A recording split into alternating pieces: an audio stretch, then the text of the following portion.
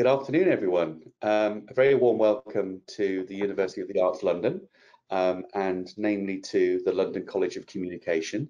This afternoon, myself, I'm David Knight, the course leader for BA Honours Film and Television, and I'm delighted to be joined by Rhianne Edwards-Roberts. Rhianne is a current student who is in her third year, and Rhianne has actually returned from a very exciting internship year as well. So thank you, Rhianne, for taking the time to come along this afternoon.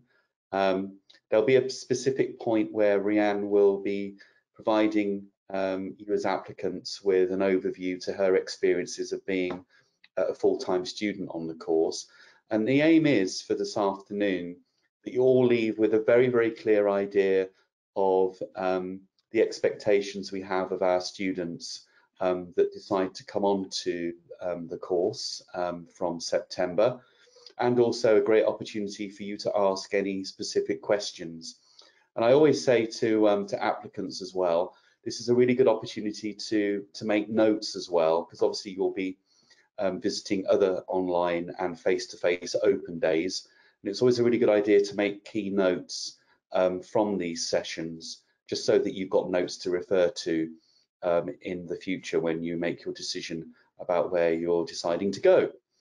So without further to do, I'd like to introduce our current show reel. The show reel itself is selected work from year 1, year 2 and year 3, and I thought it was appropriate just to give you an overview of the types of films and programs that we make on the course. So thank you. Here's the trailer for BA Honours Film and Television.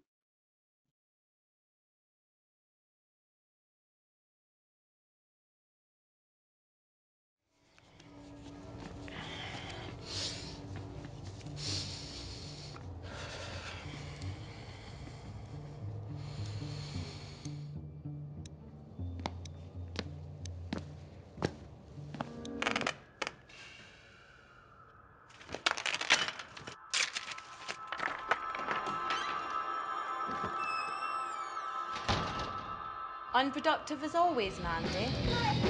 You don't have to focus on the fashion mainly, because it's the ideals, because fashion and all these things around it, they can be manipulated into something cheap and shitty. But the ideals and who you are, this cannot be manipulated. Who you are is who you are.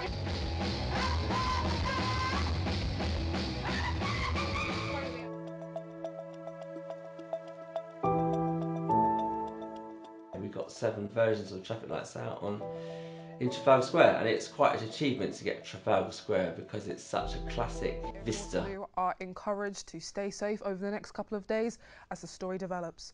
We are now joined by Oxford anthropologist Dr. Norman Bateman. Dr. Norman Bateman, welcome.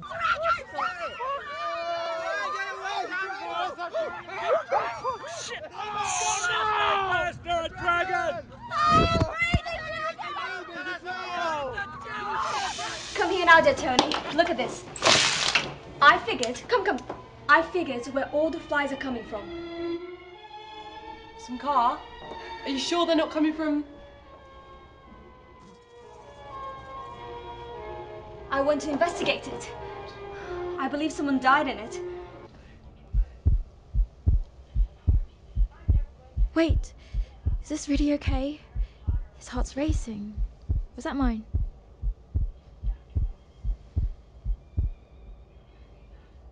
Oh God.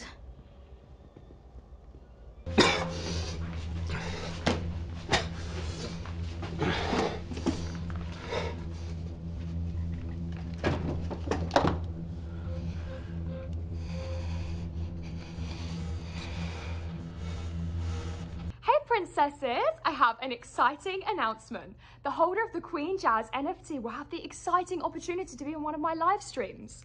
Have your chance at this lightning in a bottle, one-time opportunity and enter the auction now. This is moron. Bounce is my associate, brilliant driver. You don't have to worry. Job Centre certainly must have a sense of humour. Fashionista is a fashion-themed bar.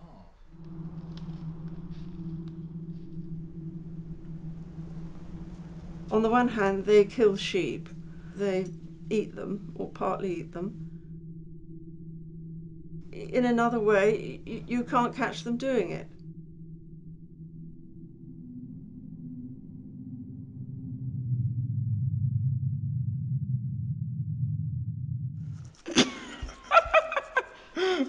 I feel I don't... Tell each other what you remember about your baby teeth. Is there anything that you're really going to miss from the community?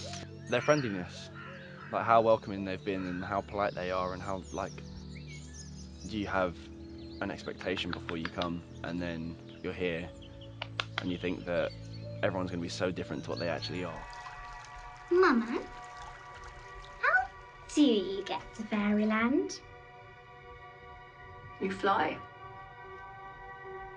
I've got wings. I can fly with you.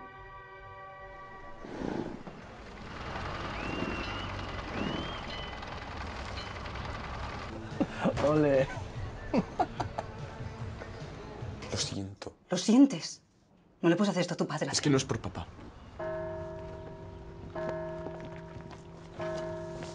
Está muy orgulloso de ti. Y para ti está bien, pero para mí no. Para mí ya no.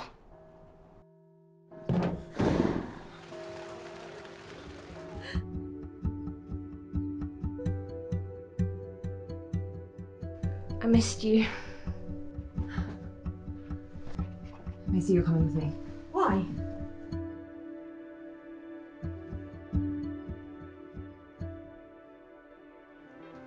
Thank you.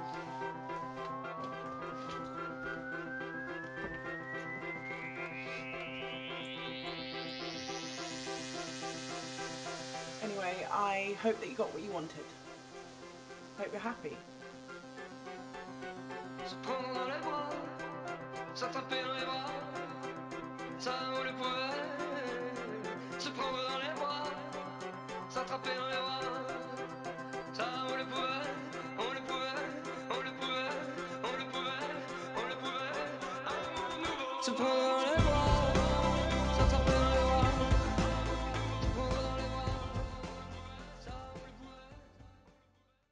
So that's just an example of some of the work that we've produced over the last year and a half.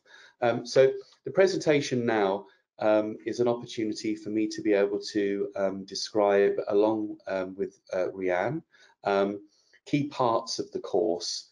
And the aim is, over the course of the next 30 minutes, that you have a real opportunity to understand how the course works, how we deliver the teaching and learning, and what are the extracurricular activities that complement the course as well. So next slide, please. Okay, so who studies BA Honours Film and Television? Well, basically we take a range of applicants from post A-level and also foundation courses, and occasionally we also attract mature students, which means that then we have had in the past students that have studied other subjects at degree level, and also in the past we've had students who are have done their career and actually like the idea of undertaking a film and television degree.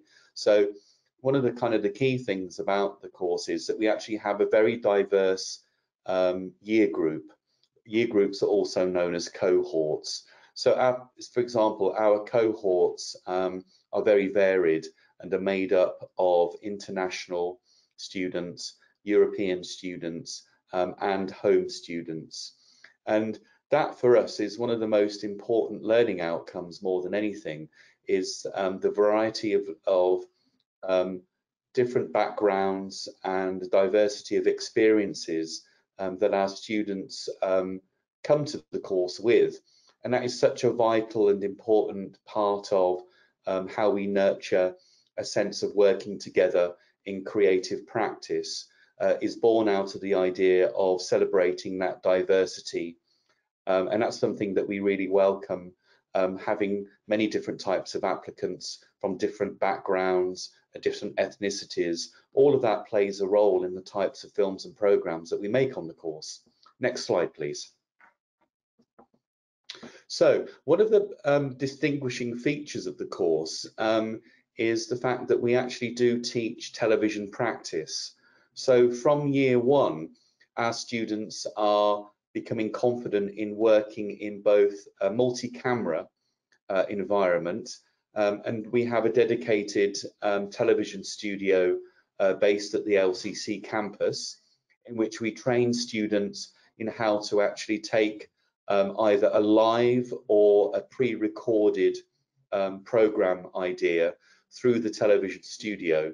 So our first years are very much experiencing how to put together a project, how to actually work in the studio in terms of the demands of the workflow, and that includes understanding television production, how to direct a multi-camera show, how to actually manage a studio in terms of the needs of health and safety, knowing how the studio operates between the studio floor and the gallery. All of these important points of learning are experienced by our students. And so what we are doing is balancing out the learning between traditional filmmaking skills, but also understanding that television is an ever-increasing area of employment. And that's why our title of Film and Television celebrates the fact that both film and television have their own unique ways of working. They have their own kind of cultural positioning, and they also have their own way of delivering material to audiences. And so over the course of the 3 years, the students have an opportunity of really developing very high level skills in television. And the aim is then that when we come to year 3, that our major project films are equally on location and are equally in the studio.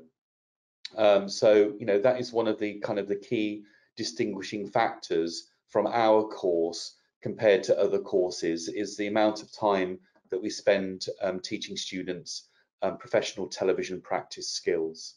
Next slide, please. So this is just an example of the course diagram. It's also known as the course map. And what you're looking at is very much a traditional Bachelor of Arts with honours. So the Bachelor of Arts is the qualification, and all Bachelor of Arts have the same unique features, which is they have level 4, level 5, and level 6. So in order to actually achieve the Bachelor of Arts award, students have to complete 360 credits. That breaks down to 120 credits per level. So our students have to progress through level 4, meaning that they have to complete and pass all of the units at level 4. They have to complete and pass all of the units at level 5, and they have to complete and pass all of the units at level 6. So we're really proud of our course diagram. We obviously can't go into the detail of every unit of study, but for those of you who are interested in our course, then of course you can visit the actual specific website for BA Honours Film and Television at LCC. And all of our units are described in more detail on our actual pages of the website. But just to give some kind of headlines, what we are doing is in level 4 is developing students' understanding of the foundations of storytelling. And we're doing that in a number of ways. And one of the most successful aspects of our course is that whenever our students are undertaking a practice unit, that work is always contextualized in the screen cultures units as well, which means that we've actually developed a very successful, what we call theory and practice relationship, which is to suggest that all areas of film and television have a history and have a sense of movements and genres and ways of working that informs the work that we make in sort of, for example, contemporary television and contemporary film.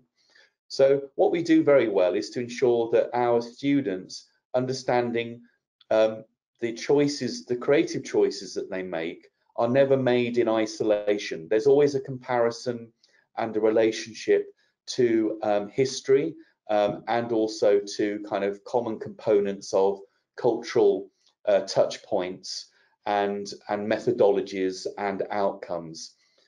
So, you know, we are very much developing our students to become critical practitioners, which means that they are students who understand the type of work that they make, why they make it, and what that says about their own identities. And that is something that we as a course take very seriously, that we don't want to just develop technicians. We actually want to develop students and therefore graduates that are very kind of rounded in their education, so that they are then effectively very confident and enterprising, ready for the screen industries in terms of making the transition from higher education into the world of work. Alternatively, the course map that you're looking at enables students then to go on to either further study in terms of postgraduate.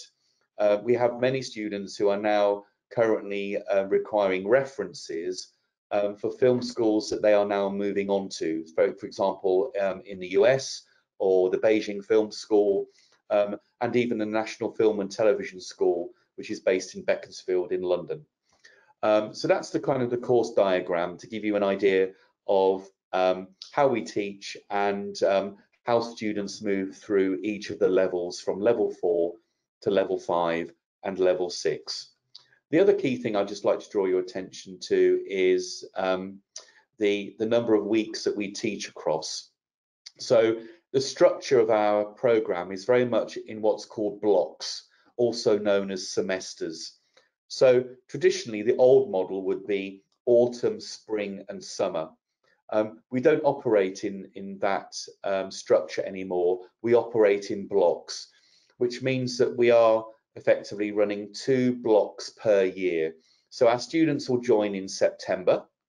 They'll then complete their units of study in January. And then round about the second week of February, students then go into block 2. So our first years, for example, are studying Introduction to Film and Television. They're studying screen cultures, and they're studying sound image story. And then in 2023, they then move on to the factual units, which are in block 2. So effectively, an academic year runs from September through to June of the following year. Then there's the summer break, and then students return again, usually sort of late September, early October, to then start year 2, and the following cycle obviously goes on from there. Next slide, please. Okay, one of the key points about this slide is to say that we understand that students actually have expectations of having a degree course that's very practical, and we're really proud actually of the fact that the course celebrates up to 70% of practice. We understand that students actually want to make films and make programs, so we actually do turn over. You know, we are one of London's biggest production houses, even though it's not professional work. Certainly the number of films and programs that go through the course is very substantial.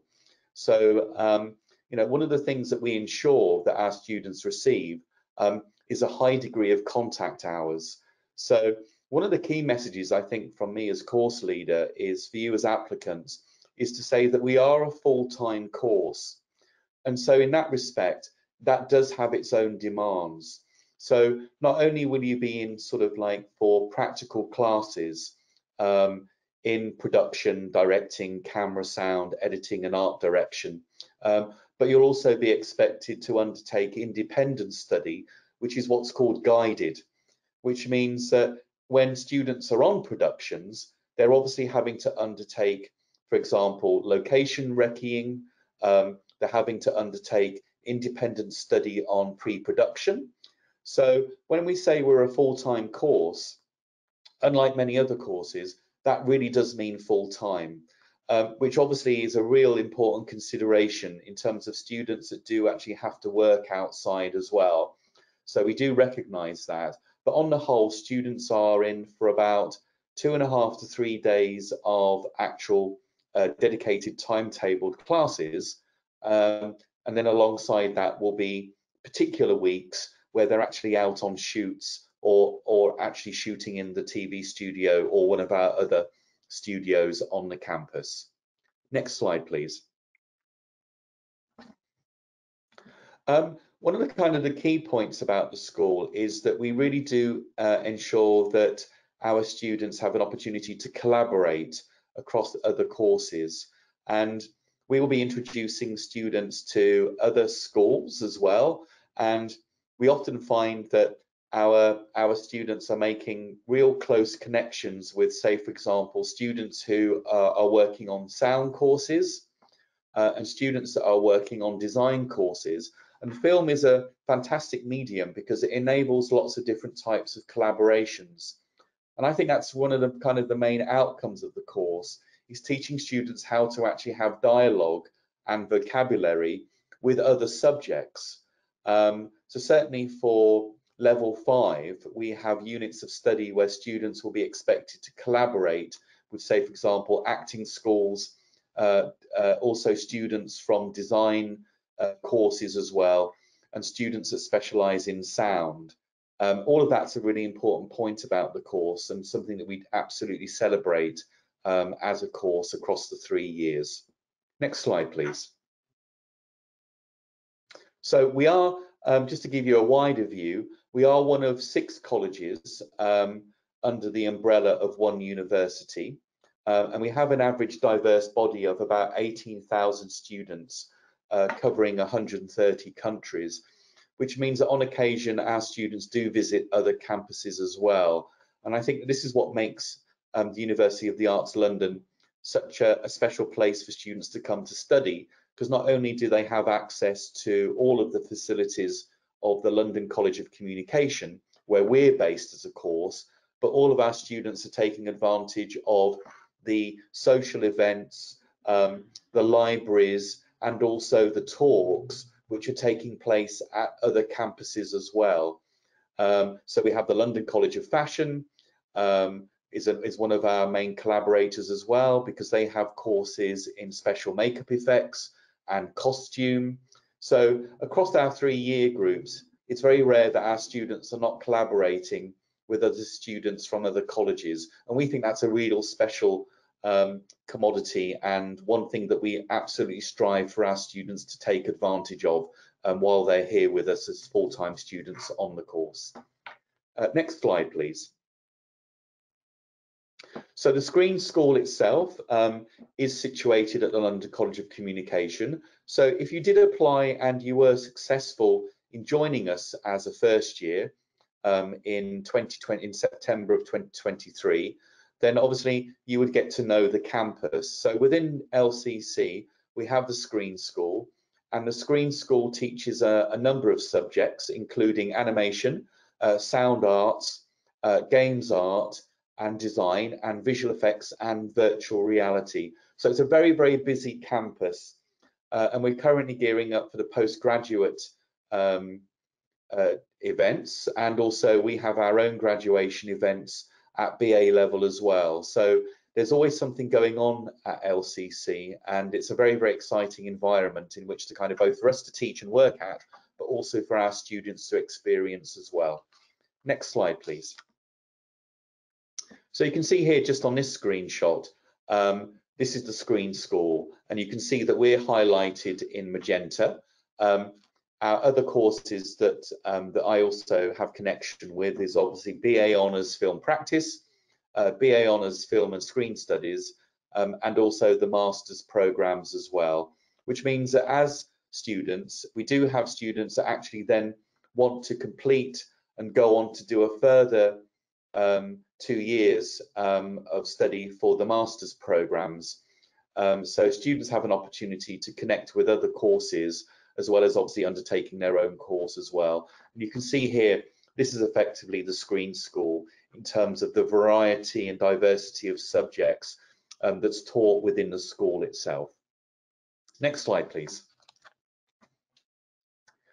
Okay, so in terms of kind of the journey that our students take on, one of my kind of main activities as a course leader is, and one of my kind of areas of research is the screen industries. And currently we're seeing quite a lot of movement of what we call workforce. So in terms of kind of film and television, there is a very kind of like key emerging area, which is called HETV, which is called high-end television. And what high-end television is effectively doing is creating a huge amount of opportunities for graduates. And the one thing that I've learned over the course of my own career is that there's always room for enterprising, hardworking, disciplined, and talented individuals. So, you know, as a course leader, I've got very high expectations of the students in terms of moving through the course. And, you know, we do have a very, very good program that not only teaches the principles of film and television practice, but also teaches our students to be confident new entrants so that they are really well skilled and placed to understand how to operate within the screen industries. And those two terms are basically, you're either known as a new entrant or you're known as a young early career practitioner. So, you know, we take that very seriously, ensuring that what we're teaching is really closely aligned with what the screen industries requires from its graduates. And for us, you know, we ensure that the units of study that our students are studying enables for lots of different perspectives, lots of different ways of working. But behind all of that is a real clear sense of students developing both their personal and their professional development in terms of their practice skills and how they actually see the world contextually, which is equally as important in terms of being successful. Next slide, please. So one of the kind of the key points about studying at university is that up until this point, lots of applicants have been given very clear advice about what direction to take their careers in. So when we say, for example, look at the 3 years of study on BA Honours Film and Television, what we are saying to our students is we want you to feel empowered to be independent. And that actually is quite a daunting prospect, but we don't just sort of like throw our students into the deep end. What we do is we have a very kind of slow incline whereby you have lots of contact and tutorial support in year one. But as our students move through the course, we expect that they're actually becoming more independent. And one of the ways in which we do that is that by level 5, year 2, our students are making decisions about who they want to work with. And what that suggests to us is that, you know, students have to be aware of their own profiles. And the students, say, for example, that are very independent, confident about their growing skills, that they're dependable, that they're disciplined, and that they show up for everything, they are usually the students that become the most successful. So what we say to our students from the year one is that we want you to feel empowered to take ownership of your education. And that for us is something that we take very seriously. And in my mind as a course leader, being on a BA Honours undergraduate course is about developing students' independence of mind, so that they are developing their opinions and perspectives across subjects, and that they are eventually kind of making their own work under their own discipline. Why I think that's really important is because the screen industry is increasingly a freelance set of sectors, meaning that for most of the careers of our students that decide to carve a career across the screen industries, for 70% of their time, they're going to be freelancers, which means that they're very rarely going to be traditionally employed by a production entity. And that actually says a lot about what students need to acquire as a set of skills in terms of being enterprising, being professional, being disciplined, and really thoroughly understanding what it means to be in pre-production, what it means to be in production, and what it means to be in post-production. So that by the time our students graduate, they really have understood what it means to nurture those sensibilities and personal and professional skills in equal measure. Next slide, please. One of the great kind of, I think, points about the facilities is that you can, as students, find yourself, developing working relationships with other students that you've met either in the 3D workshop or in the creative technology lab, having meetings in the canteen and the typo cafe, taking part in exercises and afternoons in printing and finishing. It's not just about your subject. And what I think as a member of staff, what I've really come to appreciate more than anything is that LCC has a very accessible set of facilities for students to undertake work that they might not necessarily have done before. So say, for example, in the digital space, there's always a cycle through of practical workshops in Photoshop, in Adobe Cloud, in WordPress, building websites. It's a fantastic opportunity to kind of build other skills outside of your own discipline. And I think that that's a really important thing to take on board as well about being a full-time student, is making sure that our students are taking advantage of all of the opportunities that the campus offers them. Next slide, please.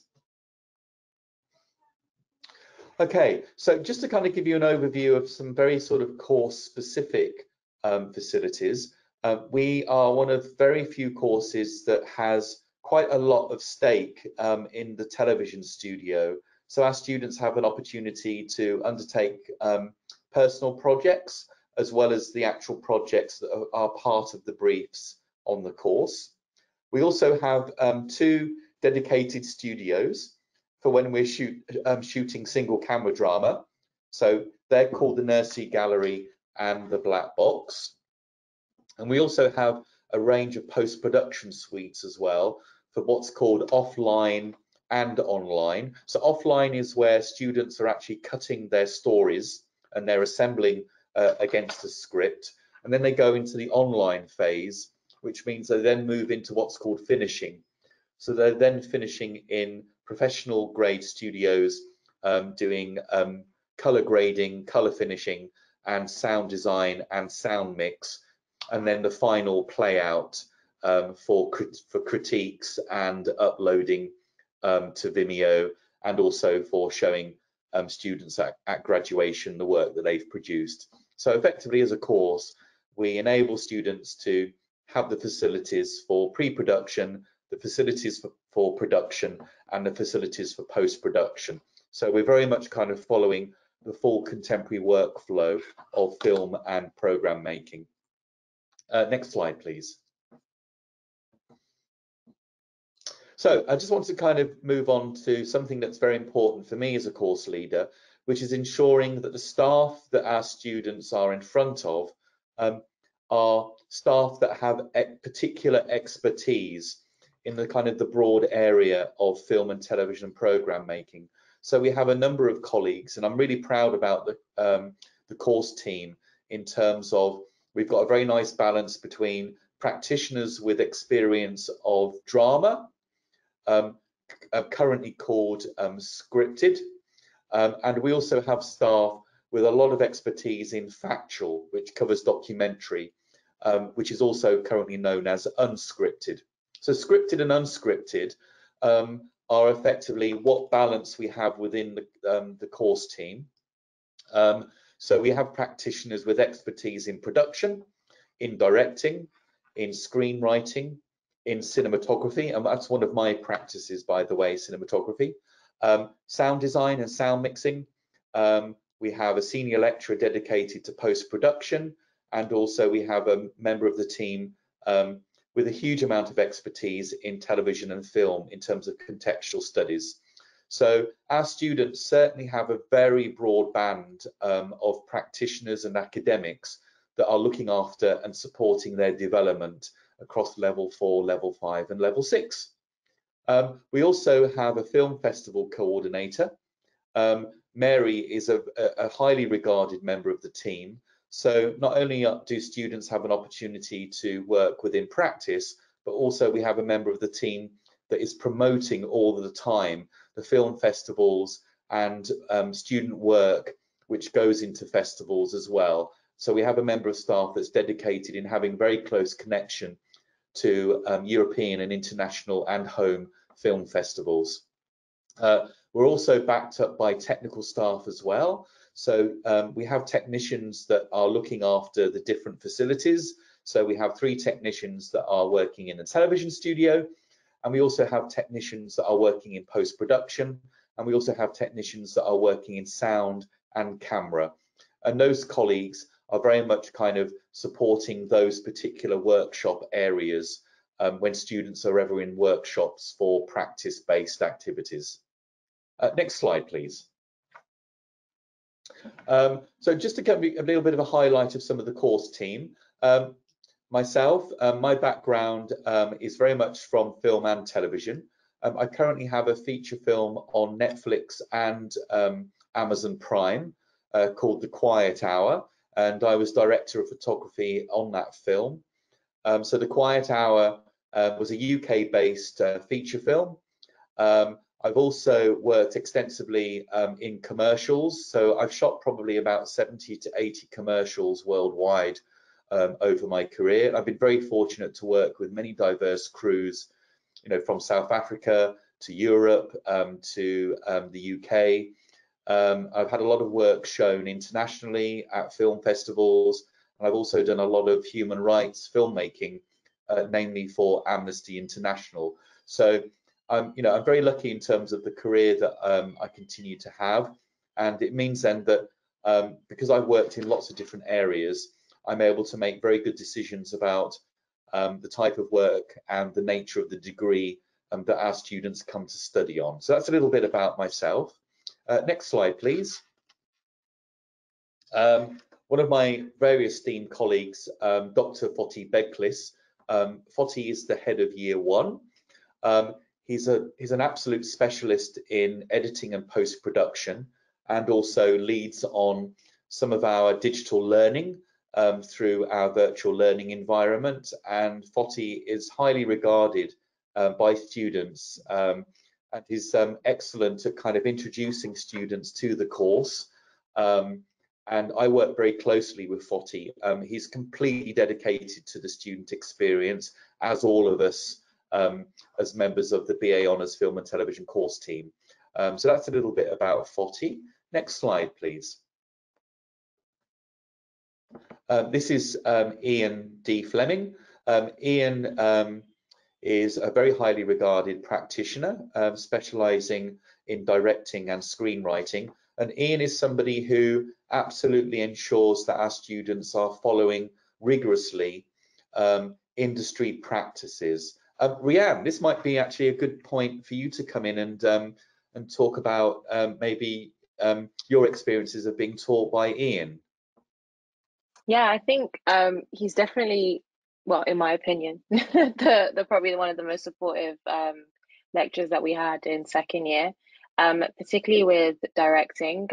He is very passionate about showing you how to do it properly, how it would be in industry, really getting a thorough understanding of how to do things so that you make no mistakes when you get the chance to do it. And I was even telling him recently that since working in industry, funnily enough, a lot of the things that he said actually happened, and I actually saw it firsthand. So it goes to show that they do know what they're talking about, they being lecturers, when they're sharing insights or experience that they've had. It's just a lot more, I think, reassuring that you're doing the right thing when you actually put it into practice as well, and also impresses whomever you work with later down the line that you actually do know what you're doing. So yeah. Thank you, Rianne. Absolutely. Next slide, please. Okay, so moving on to Kate. Kate is currently Year 3 leader. Kate has a very extensive background working in television, and she's worked as a documentary researcher and producer. And did an awesome amount of work with Channel 4. So Kate is currently the head of Year 3, and Rianne is obviously a student in Year 3. And Kate again is highly regarded and very experienced, and again is very dedicated to the overall student experience on the course.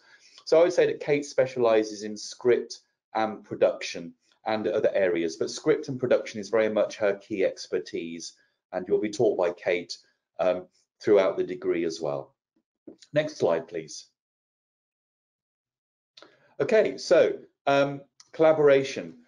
One of the main learning outcomes of the course is understanding that collaboration isn't something that naturally comes to people. Working creatively in very high pressured environments like pre-production and production and post-production requires that we take that very seriously.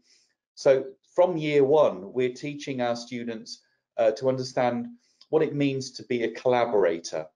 And by unpacking the idea of collaboration, we really do teach to a very high level students to understand how to be versatile and how to understand how to manage creative conflict, how to work with people who are living with difference, how to understand what well-being means and mental health. It goes beyond just being creative. There's lots of other layers that are important to understand about collaboration. And I would say that that is one of the key skills for anyone that is looking to carve, a career in the screen industries. Practically every area of the screen industries is now defined by collaboration. It's only really in art film and independent film where you'll actually be an independent filmmaker in terms of doing both writing, producing and directing. The current kind of contemporary film and television sectors require people to be collaborators. And that's one of the key points about the course, is that our students are constantly in learning situations where we place collaboration at the center of their learning. Next slide, please. So connections to industry. Again, something that's very important to me as a course leader is that from year one through to year three, our students are working with what's called associate lecturers and visiting practitioners. What that means is that obviously a course team can't cover every specific nuanced area of the teaching of the practice. So we bring in, say, for example, industry practitioners like Mark Clumpus. Mark Clumpus is a screenwriter, and Mark writes on EastEnders and Doctors and other well-known UK shows. So we're constantly ensuring that our students are put in front of practitioners. We're also received additional funding to put on industry guest speakers in 2023, which means that we have developed a project called the Speakers Fair, and we're bringing in, say, for example, very high-level producers and directors and editors who currently work in film and television, so that our students are not only receiving very robust teaching and learning, but also that they have at every stage connections with the industries, so they understand how they operate and how practitioners have actually created their own careers. And I think that that's a really key point about professional development, is making sure that we're putting our students in front of practitioners so they can start to understand how the screen industries actually function. Next slide, please. So we're very lucky to have some very sort of celebrated alumni. I actually taught all three of these students. So Rose Glass is BAFTA nominated for her UK feature film called Saint Maud. Saint Maud was a very critically acclaimed British horror film. Remy Weeks is a director. Remy's film is currently on iPlayer. And Remy was BAFTA nominated, and also the very well-known Bonnie Wright, who was in the Harry Potter franchise. Bonnie, in her own right, is a writer and director as well. Next slide, please. So here's just a few examples. This is Rose. Rose graduated from the course and then went on to the National Film and Television School and specialised in directing. And I think it was a year out from the NFTS that Rose then got her feature film script off the ground. and Rose made St. Maud about 3 years ago and is currently in pre-production on her second feature film. Next slide, please.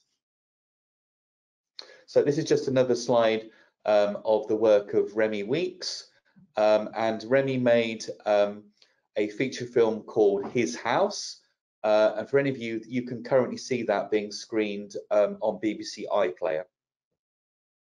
Next slide, please. So in terms of kind of applicants, what we are looking for are applicants that have spent time in writing their personal statement. You know, some applicants sort of, they put their personal statement in without taking the time to really consider how they are coming across in words. So if I was going to give any of our applicants any essential advice, my advice would be to make sure that you're putting the time into crafting a well-drafted personal statement to get across to us as a course team exactly who you are and what you want to achieve by coming onto the undergraduate degree course. And obviously you can put in a small portfolio of moving image work as well to give us a context of the work that you have undertaken at maybe A level or on a foundation course, a BTEC course. Next slide, please. So as I've said, you know, the personal statement is really important. And what we really want to get is a real sort of sense of your dimensions as applicants. What kind of work do you like making? What's important to you about the world around you? And also, what do you want to learn? So, you know, it's important to make references to work so we can see that you have undertaken a certain amount of understanding about film studies. So there's no harm at all in terms of kind of making sure that your personal statement has had that due consideration for our consideration when we read it. Next slide, please. So we've now kind of come to the end of the presentation. I'd like to take the opportunity to hand over to Rianne. Rianne is currently studying in year 3. So Rianne, I thought this might be an opportunity just to kind of ask you a couple of questions myself. I think my main sort of question is, what do you feel over 3 years of study? How different are you now from when you sort of joined the course in year 1? What kind of skills and experiences do you think the course has provided you now that you're in your final year of the course itself? I think the course really opened my eyes to like more of an international perspective of cinema. I think like most people who are British, you've watched like all of the TV series that are out there, EastEnders, Hollyoaks, you name it, you've all watched them all. And if not that, then you've watched a lot of like Hollywood type film, but you never really explore anything too far out of that world. And I think when you come into the course, not only are you met with people from completely different backgrounds to yourself, from even if they're in the UK, just from all over the world. And then also you explore like world cinema. I think that's really opened my eyes to different styles of creating. And I remember after, I think this was in like media cultures type of unit in first year. And then I just went straight to Barbican and I watched every single type of world cinema film that I could get my hands on. And it just helped you to see like how pacing is important, how blocking is important from a cinematography or directing standpoint, but also how language can be different when you're writing a script. So like there was just so many different areas that were explored. And I think as you progress from first year and second into third, like a real understanding of story and creativity, really you understand it so well. Not only from the theory side, but then also putting it into practice in all the different types of things that we get to create, from 7-second films to TV studio to actual like final major projects, all of those different areas. I think you've definitely developed over time. And I think I definitely developed my understanding of ways of telling stories, and also I think establishing my own voice or what I want to tell. I think particularly I kind of really value authenticity and really showcasing characters that are real, someone that could be your neighbor, rather than like a massive fantasy kind of character. And I think if I didn't actually come and study film. I don't think I would have been able to establish that because I wouldn't have had as many mediums to actually try and test and actually understand what film is. So, yeah. Thank you, Rhiannon. That's really clear. Also, what's really interesting is that you've completed nearly a year as well on an internship. Would you like to just sort of give us an overview about how that came about and what you did in that year out? Thank you. So I wasn't necessarily looking for anything outside of uni, but I did know that I wanted to really see what was out there outside of what I already knew. And I did value the importance of actually getting hands-on experience. Whilst I was studying, I did a little bit of like cinematography or photography a lot, actually, like here and there, but not actually working on sets and things like that. So I had a mentor at the time, and she's really in tune with all the things that I was doing. And also she worked with a lot of creatives, so she always knew what was going on in industry, what was available. And then the opportunity with Disney coincidentally just came up, and then she sent me an email and said, you know, I really think this could work for you. I know you study film, so you know, Disney film makes sense, right? So maybe this would be something that is interesting to you. And yeah, the opportunity is there, so I went for it. And it was a very smooth process, surprisingly. I don't know if it's normally that smooth, but it was quite smooth in terms of like taking the gap year, knowing I wanted to do it, and then actually starting it about a few months after like the end of second year. And ultimately what I was doing was I was a creative, and that title is very broad, but it includes everything creative. So some days I would be editing teasers or show reels of work that we've done for the past year. Some days it would be being on set and actually shooting behind the scenes, or actually shooting the project that's going to be a commercial, or it's going to be like a short film or teaser that's going to go into something else big, something that's bigger. There was also more of a graphics perspective of it as well, which I know we get to explore, particularly like in third year, in terms of your final major film and, you know, marketing that and social media and things like that. So yeah, also making posters and other visual type of things that would go on social media, or potentially go on billboards, or even be in physical sets. So there was a lot of different areas under the umbrella of creative that I got to work in, obviously under the House of Disney, or the House of the Mouse. But it was really exciting, I think, also to see like that we use the same cameras, for example, that we actually use at LCC, or we also have a similar journey in terms of brainstorming the ideas or working through the script and really getting like our teeth into what is it that we want to tell, like what are we trying to do before we even go into production. And it kind of shows you that spending weeks in pre-production is so vital to actually that shoot day. The shoot day is what happens afterwards, but before you even get there, there's so much that goes into it. So yeah, it was very as I said, smooth transition from what we did at uni into actually putting it into practice. Even though it was more within that advertising or commercial side of it, there were still very useful skills that you could put into anything creative. So yeah. Great, thank you, Rhiannon. That's really clear.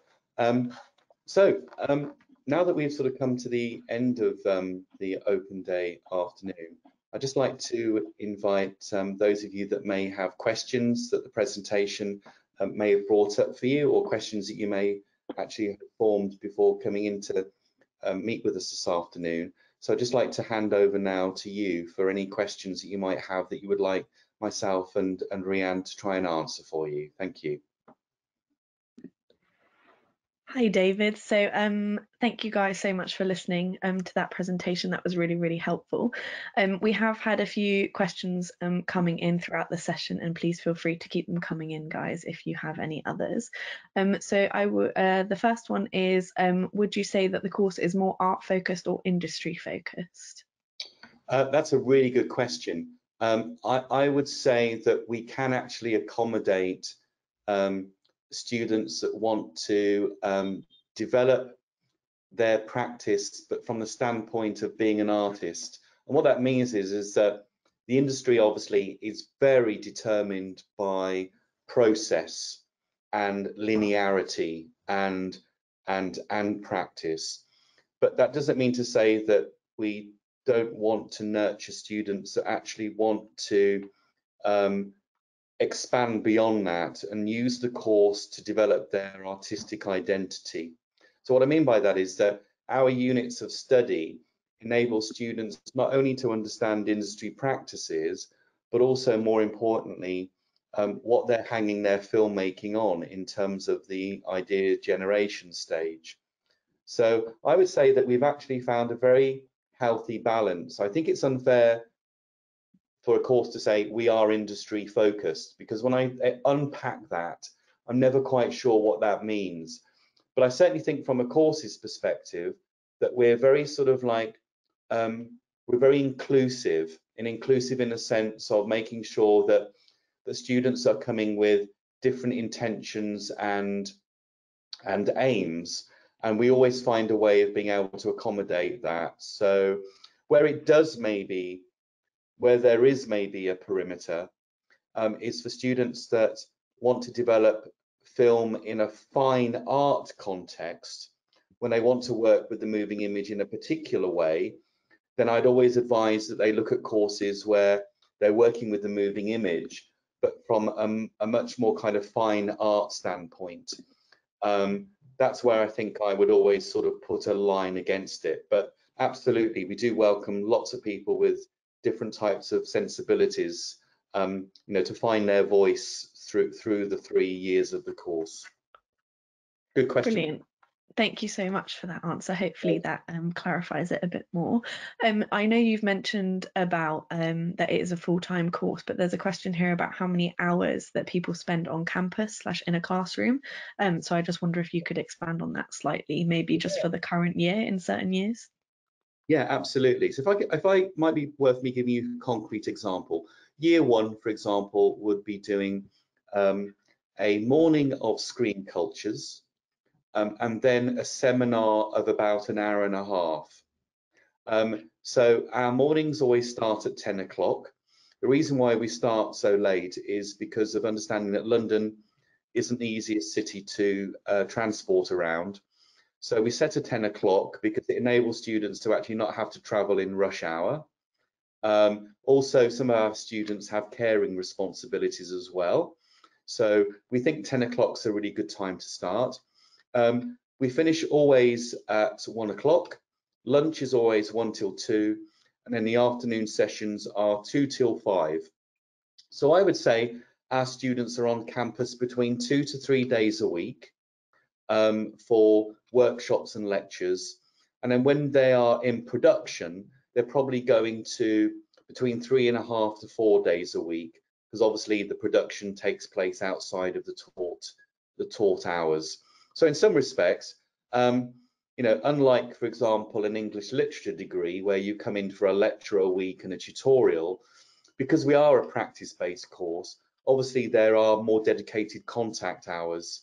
And we do, you know, we really value that. We see our students an awful lot in terms of getting the most out of the degree is based on the number of contact hours that we have on this particular course. Good question. Brilliant, thank you so much. So there is a question about finances. So I would recommend going to the scholarships and fees email address regarding this. But if we could maybe discuss if there are any finances involved in the course and if the course covers certain fees and things. Yeah, that's very good. I mean, one thing that certainly myself and my colleagues are very mindful of is the times in which students are expected to kind of like, you know, live in London.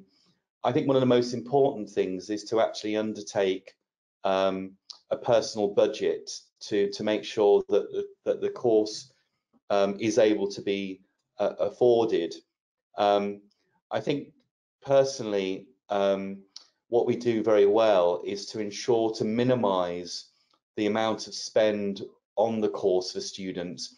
So we take care and pay for all of the film sets. All of the workshops are fully kitted out. Whenever we have a unit of study, we set out very carefully what our students might have to pay additionally. But in terms of course leader, I take it very seriously in terms of minimizing student costs so that the course itself is providing as much as possible. Where we have to kind of depart, I think, from covering the costs as a course is when we get to the major project films. It's the nature of our subject, and I don't think that many courses are providing full budgets. What we do is, on average, we pay, I think, about £500 to £800 per year 3 project, and then we green light and put into production the films that very much are setting out their personal financial plan. And why I think that's healthy is because by asking our students to undertake a feasibility study means that they are balancing the development of their creative practice, but also realizing that there has to be a financial support mechanism as well. And many of our students are really successful.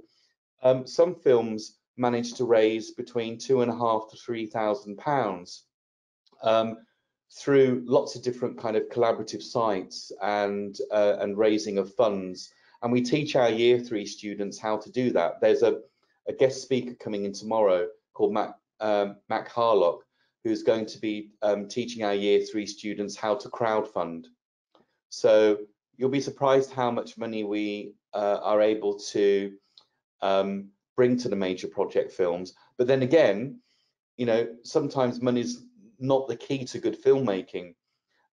Some films that we see have been made for £150 to £200 compared to some films which may have cost £4,500. The actual monetary part of it never really has a direct impact on the quality of the filmmaking. So, we make sure that we set reasonable budgets for year 3, but for year 1 and year 2, we do actually have small budgets for each of the productions. And we pay for the majority of things to avoid our students having to pay out while they're here on the course. That's a principle that we hold very dear. Good question.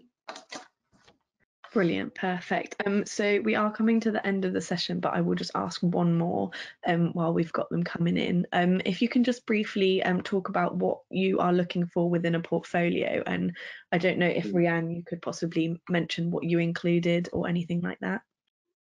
Yeah, so my portfolio had a lot of photography work. I wanted to showcase like my understanding of lighting more from like a cinematography kind of perspective, because at that time when applying in college, we hadn't worked on a lot of short films, I think maybe 1 or 2, so there wasn't a lot to put in. And then through Insights, actually, I got to meet Rob, who I showed like a 15-minute, which is one of the lecturers, but I showed a 15-minute short that I worked on, and he basically advised cutting that down to 1:30, and I think that was roughly the time I cut it to, and I included that also in the portfolio. And then as well as that, a few documents like shot lists, call sheets, also like a part of the script, and I annotated all of those documents as well, like highlighting what we actually took forward into the film, why we used it, what was relevant, just to kind of show, or at least what I thought I was showing is like a bit of my understanding of film already, but also